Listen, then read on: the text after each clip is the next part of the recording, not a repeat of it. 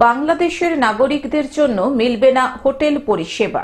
ত্রিপুরার পর এবার বাংলাদেশের নাগরিকদের জন্য মালদা জেলায় মিলবে না হোটেল পরিষেবা। পাসপোর্ট ভিসা থাকলেও ওপার বাংলার কোনো নাগরিককে হোটেলের ঘর দেওয়া হবে না।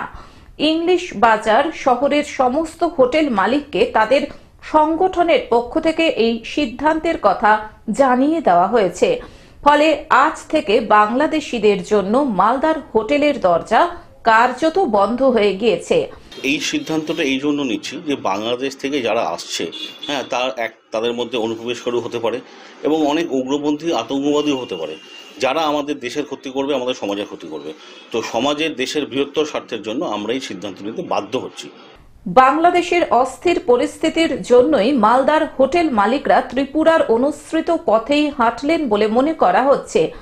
যদিও বাংলাদেশের নাগরিকদের হোটেলে থাকা বা তাদের পরিষেবা বন্ধ করার সিদ্ধান্তের বিষয়টি এখনো বিজ্ঞপ্তি আকারে প্রকাশ করেনি মালদা জেলা হোটেল ওনার্স অ্যাসোসিয়েশন।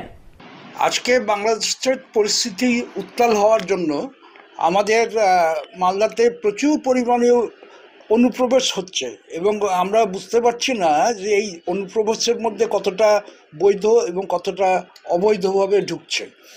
সেই পরিপ্রেক্ষিতে এখানে উগ্রপন্থী ঢুকতেও পারে বা বিভিন্ন রকম অসামাজিক কাজকর্মে লিপ্ত বিভিন্ন ধরনের লোকেরা ঢুকেও যেতে পারে। সেই চিন্তা করে আমরা বর্তমানে আমাদের অ্যাসোসিয়েশন থেকে আমরা সিদ্ধান্ত এটা নিচ্ছি যে বাংলাদেশ অনুপ্রবেশকারীদের এখন থেকে রুম দেওয়া মানে পরিষেবা, হোটেল পরিষেবা দেওয়া থেকে বিরত থাকবো। মালদা থেকে অভিষেক দাসের রিপোর্ট, গ্লোব নিউজ। এখন থেকে গ্লোব টিভি দেখুন আপনার স্মার্টফোনেও।